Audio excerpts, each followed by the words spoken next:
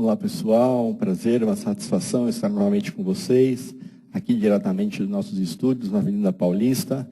Meu nome é Fábio Cabar e hoje nós teremos mais um assunto do nosso tema de obstetrícia para o curso preparatório de vocês para as provas de residência. Hoje nós falaremos a respeito de restrição do crescimento fetal. Restrição do crescimento fetal tem como definição a presença de o percentil de peso abaixo do percentil 10. Então, quando nós temos um recém-nascido abaixo do peso de 2.500 gramas, nós dizemos que o recém-nascido é de baixo peso. Quando nós temos um recém-nascido abaixo do peso do percentil 10, dizemos que é um recém-nascido pequeno para a idade gestacional. E o recém-nascido com restrição de crescimento fetal é um processo patológico. O que diferencia uma restrição do crescimento fetal para o recém-nascido pequeno para a idade gestacional? Veja, existem alguns recém-nascidos pequenos para a idade gestacional que nós chamamos de constitucionais. O que significa isso? Nem todo recém-nascido pequeno para a idade gestacional é restrito. Existem aqueles constitucionais que são assim por conta de sua genética. Então, vamos levar em consideração aquele filho de uma mãe que tem 1,50 m e aquele pai que tem 1,50 m. Vai ser um recém-nascido que vai ser pequeno. Vai ser um recém-nascido que certamente vai pesar ali os seus 2,1 kg, 2,2 kg, e que vai ter, sei lá, 42 centímetros, 43 centímetros de estatura. Diferentemente daquele recém-nascido, cuja mãe tem 1,70 m, 1,72 m, e o pai 1,85 m, que vai ser um recém-nascido de 3,5 kg, 3,8 kg, vai ter uma estatura de 52, 53 centímetros. Dá para você dizer que esse recém-nascido de 2,200 é um recém-nascido restrito e que esse recém-nascido de 3,800 é um recém-nascido normal? Né? Provavelmente não.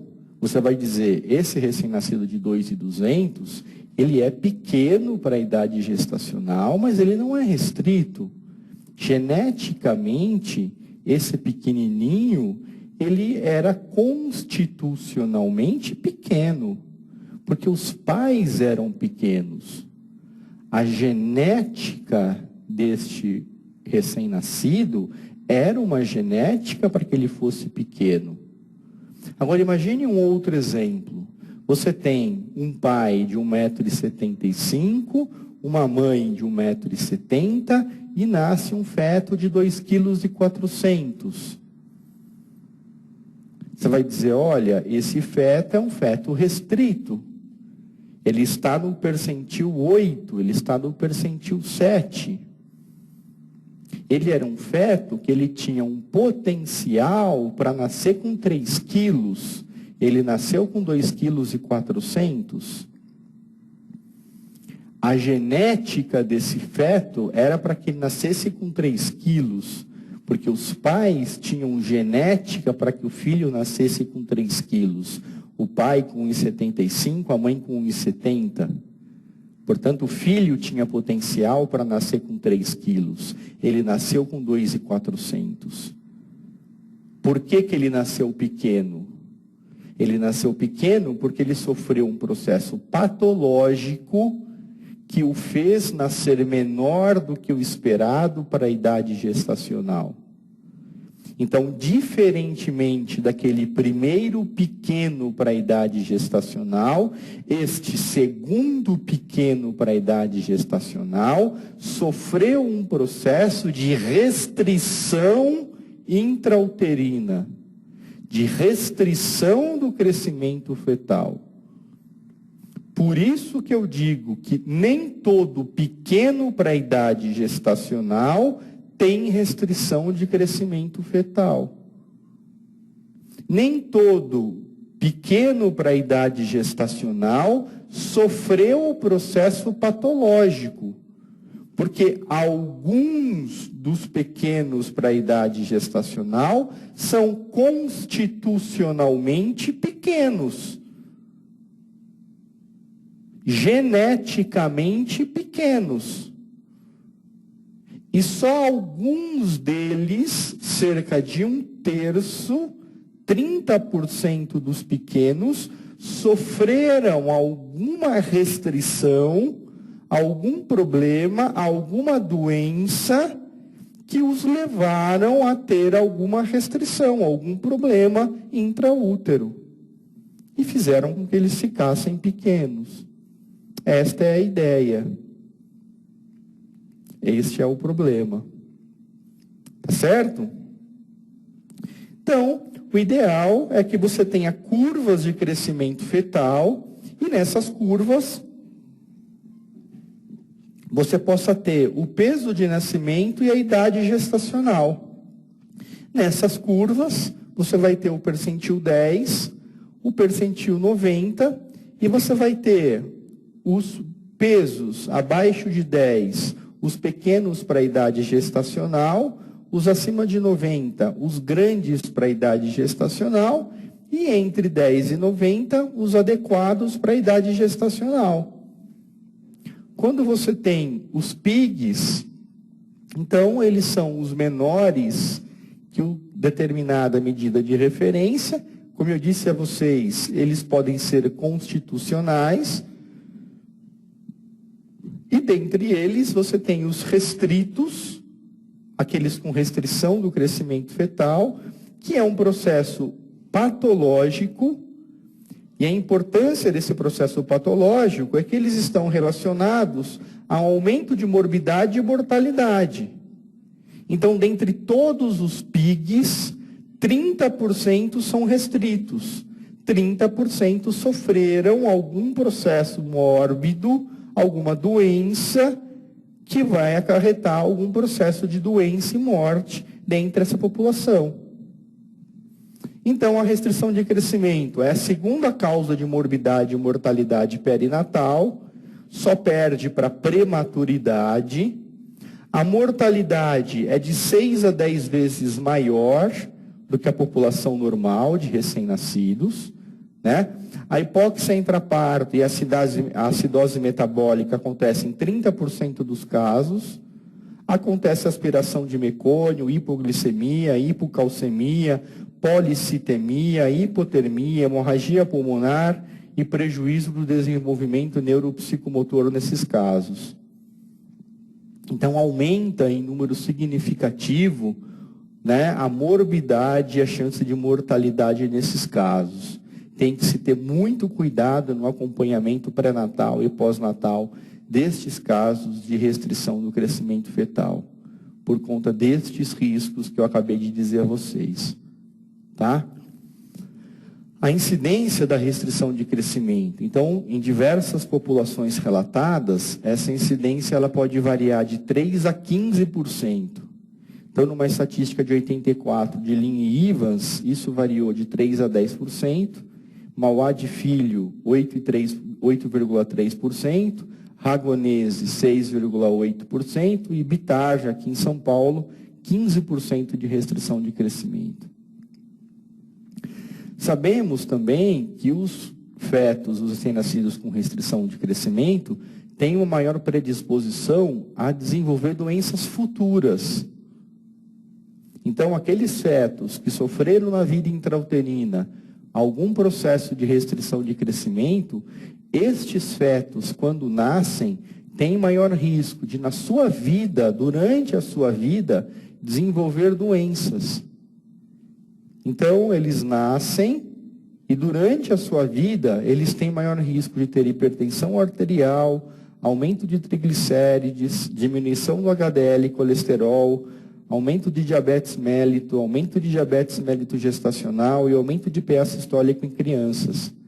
Então, a restrição de crescimento não é só um risco durante a vida neonatal. Ela é um risco para toda a vida daquela pessoa. Ela significa um fator negativo para toda a vida daquele indivíduo. Daí a importância de se fazer um acompanhamento, de se diminuir o risco daquela pessoa. A etiologia da restrição do crescimento, ela pode ser fetal, materna ou placentária. Quando nós falamos de etiologia fetal, nós podemos falar de cromossomopatias, de síndromes genéticas ou de malformações estruturais. Então, causas cromossomopatias. Podemos falar, por exemplo, de síndrome de Down, por exemplo. Podemos falar de síndrome de Patal, podemos falar de síndrome de Edwards, que são síndromes que são trissomias, né? Síndrome de Turner, que são monossomias, que acabam levando à restrição de crescimento. São fetos que não têm todo o seu potencial de desenvolvimento otimizado. Né? São fetos que, desde o início do seu desenvolvimento, acabam tendo prejudicado o seu desenvolvimento. Podemos falar de síndromes genéticas, então translocações, mutações genéticas. Né? Podemos falar de malformações estruturais, então, sei lá, cardiopatias, por exemplo. E aí, temos que falar que essas causas fetais, geralmente o desenvolvimento da restrição se dá muito precocemente. Então, são malformações que levam a uma restrição muito precoce. E desde o início da vida intrauterina, são fetos que já apresentam restrição. São restrições graves e são restrições simétricas. Desde o início da vida intrauterina, todo o desenvolvimento corpóreo é restrito. Todas as áreas corpóreas, todos os segmentos corpóreos são restritos. Tá? Então, tende a ser uma restrição de crescimento simétrico, porque o feto é todo pequeno. Desde o início do crescimento, ele é pequeno. Tá? Guarde essa informação, que daqui a pouco eu vou voltar a ela. Tá? Temos ainda as causas maternas, então as infecções, as drogas, radiação ionizante, desnutrição e doenças, como hipertensão, cardiopatia, diabetes, anemias. Então, aqui as doenças, então, por exemplo, as infecções, quando elas incidem muito no começo, então rubéola, toxoplasmose, né? O uso de drogas, quando ela se dá desde o início da gestação, tabagismo, uso de drogas ilícitas, cocaína, né, radiação ionizante, quando ela se dá desde o primeiro trimestre, desnutrição, né, diabetes mellitus, também, da mesma maneira, quando se dá desde o início, é aquela malformação, é aquela restrição do crescimento que se dá muito no início da gestação. Também são restrições, também é aquele bebê pequeno, simetricamente pequeno. Aquele bebê que ele vai ter sérios déficits de crescimento, simetricamente pequeno, muito comprometido. Tá? Causas placentárias. Então, placenta prévia, placenta circunvalada, transferência placentária deficiente, então trombos placentários, infartos placentários, são causas placentárias de restrição de crescimento. Então, quando a placenta transfere de maneira deficitária, né, os nutrientes para aquele feto. Então, esse gráfico é um gráfico muito interessante, muito importante para a nossa aula, que fala sobre os tipos clínicos da restrição de crescimento. Sabemos que existem dois tipos de crescimento celular durante a gravidez. O começo da gravidez se dá especialmente pelo crescimento celular hiperplásico, que é a multiplicação das células. Então, no comecinho da gravidez, as células crescem se multiplicando. Então, as células se multiplicam, e elas se hiperplasiam, elas se multiplicam em número. A partir de um certo momento, as células começam a se hiperplasiar, elas começam a crescer de tamanho. Então, Então é isso que o meu gráfico mostra. Se vocês olharem aqui no meu gráfico, olha, percebam. Então no começo as células se hiperplasiam. A partir de determinado momento elas começam a se hipertrofiar. No meio da gestação acontecem os dois eventos. Mais ou menos no terceiro trimestre diminui a hiperplasia e tem o auge da hipertrofia. Muito bem. Se o fator etiológico acontece no primeiro trimestre, quando você tem a divisão celular, as células estão se desenvolvendo, estão se multiplicando, o fator etiológico se dá aqui, você vai ter a restrição de crescimento do tipo 1. Então, aqui no comecinho, 8 semanas, 10 semanas, você vai ter um feto do tipo 1, que é aquele feto simetricamente pequeno. Porque as células estão se desenvolvendo, elas estão se multiplicando. Então, todas as células vão ser pequenas. Todas as células serão pequenas. Se você tem, no terceiro trimestre, a incidência do fator etiológico, momento no qual as células estão engordando, as células já se multiplicaram, elas estão apenas engordando, elas estão crescendo. Quais são as células que mais engordam no terceiro trimestre? As células que mais crescem são as células adiposas, e são as células de glicogênio. Onde é que estão essas células? Estão no fígado e estão no tecido celular subcutâneo. Tá? Músculo, né? Osso, praticamente estão prontos nessa fase.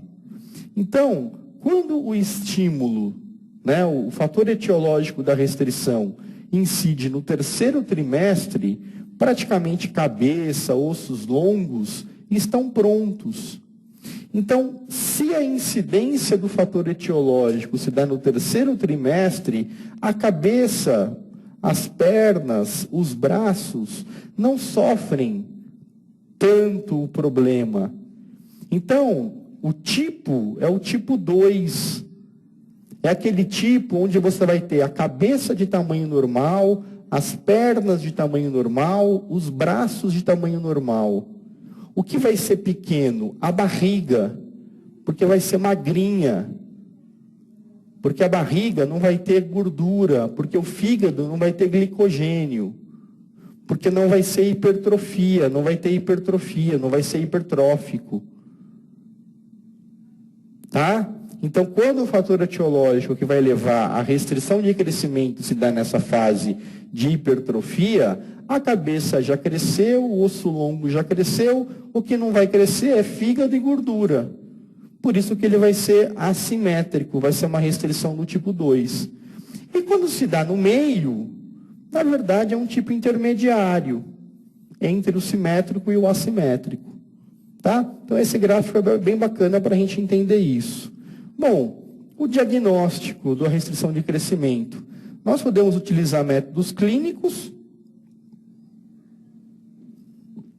que é a anamnese, o exame físico, e aí a altura uterina é importante, ou exames subsidiários, que é a ultrassonografia obstétrica. Na anamnese, podemos utilizar dados como a idade, a união, se é uma união estável, se não é uma união instável, o nível socioeconômico, se faz atividade física, se é tabagista, se tem história de etilismo, uso de drogas, antecedentes de restrição de crescimento fetal, de morte fetal ou antinatal, se a paciente é hipertensa, se tem história de diabetes ou vasculopatia, se tem história de hemoglobinopatia, de cardiopatia ou de outras doenças que são fatores de risco para a restrição de crescimento. No exame físico, vamos nos preocupar com o ganho ponderal. Sabemos que existe uma relação importante entre o ganho ponderal e a incidência de restrição de crescimento. Então, o peso ideal da gestante e a idade gestacional. Existe uma relação muito importante entre um ganho ponderal insuficiente da mãe e o baixo peso fetal. Então, uma restrição calórica menos de 1.500 calorias por dia, existe essa relação com baixo peso fetal. A gestante tem que ganhar ou tem que ingerir mais de 1.500 calorias por dia para que não tenha um baixo peso fetal. O exame físico, a medida da altura uterina, entre 20 e 34 semanas, lembramos que a altura uterina ela tem uma certa relação com a idade gestacional. Isso é importante que se tenha essa, que se faça, né, que se meça e tenha essa relação adequada de altura uterina e idade gestacional. Para que se meça, tem que se ter a posição adequada e a bexiga esteja vazia. Que se utilize ainda curvas, né, gráficos de altura uterina e idade gestacional. Então, a paciente deve estar deitada, com a bexiga vazia, decúbito dorsal horizontal e que se proceda à medida. Coloque essa medida num gráfico e que se observe. Então, nessa anotação, por exemplo, nós percebemos claramente que houve uma queda na altura uterina. Observem, estava aqui seguindo normalmente a curva, até que por volta do terceiro trimestre, acabou havendo uma queda na altura uterina, no percentil da altura uterina. Estava aqui no percentil, acima do percentil 10, e a partir de 30 semanas, houve uma queda nesse percentil, configurando aqui uma hipótese diagnóstica de restrição de crescimento fetal. Então, neste caso, esse gráfico mostra claramente uma hipótese diagnóstica de restrição de crescimento fetal que tem que ser investigada com a realização de uma ultrassonografia. Então, a ultrassonografia vai nos mostrar o peso fetal, a relação entre as partes fetais, então a circunferência cefálica, o fêmur, a circunferência abdominal, vai nos mostrar a morfologia fetal, a maturidade placentária, o volume de líquido amniótico e a idade gestacional, que deve ser confirmada preferencialmente por meio de uma ultrassonografia precoce. Então, a ultrassonografia vai aferir a idade gestacional por meio do diâmetro biparietal, da circunferência cefálica, da circunferência abdominal e da medida do fêmur. As relações da circunferência cefálica pela circunferência abdominal e do fêmur sobre a circunferência cefálica. Isso é capaz de te mostrar se você tem um crescimento simétrico ou assimétrico. A estimativa do peso fetal e você tem 87% de acerto para diagnóstico de restrição de crescimento no terceiro trimestre. Então, a ultrassonografia é muito importante nesses casos, porque ela vai ser capaz de te mostrar a idade gestacional e o diagnóstico de restrição do crescimento fetal. Se você tem o diagnóstico, a hipótese diagnóstica de restrição de crescimento fetal, você tem que referenciar o caso para um serviço de alto risco. Os casos de restrição de crescimento fetal não devem ficar num serviço de baixo risco. Não são casos que devem ficar num serviço de unidade básica de saúde. A conduta assistencial. Não há tratamento efetivo, não há um remédio, não há um tratamento que se possa fazer para esses casos. O que se faz é a tentativa de esclarecer a etiologia. O que se faz é uma tentativa de se esclarecer o porquê daquele feto estar com uma restrição de crescimento. Além disso, se avalia a vitalidade fetal, se o feto ainda está bem, se o feto tem condições de permanecer intraútero. Se avalia ainda a maturidade fetal e, de acordo com a vitalidade e a maturidade fetal, se decide o momento do parto. Tá? No terceiro trimestre, faz a investigação morfológica, né, se tem alguma malformação, se o feto está bem, faça exames de vitalidade, então a cardiotocografia, o perfil biofísico fetal e o Doppler. E o parto é realizado na presença da maturidade fetal. Então, quando o feto está maduro, quando tem provas de maturidade fetal, realiza-se o parto. A via de parto é aquele que permite a boa oxigenação fetal. A monitorização fetal intraparto deve ser mantida e garantida. Pode fazer indução do parto se o feto tiver mais de 1,5 kg. Também só se realiza parto fórceps se o feto tiver mais de 1,5 kg. Com menos de 1,5 kg, não se pode induzir trabalho de parto, não se pode realizar parto fórceps. Deve-se evitar sedativos opiáceos e o clampeamento do cordão deve ser feito precoce para evitar uma passagem muito grande de hemácias para esse feto. Se você tem restrição de crescimento fetal, como que é o fluxograma para as decisões? Então, você deve ter uma datação precisa da gestação. Você faz um ultrassom precoce entre 9 e 12 semanas. Você vem data da última menstruação, cartão da gestante. Você faz a mensuração seriada do fundo uterino, início, movimentação fetal, BCF e etc.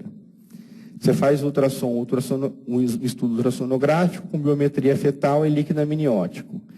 Se o ILA estiver normal, a biometria compatível com a idade gestacional, você faz vigilância no pré-natal de baixo risco.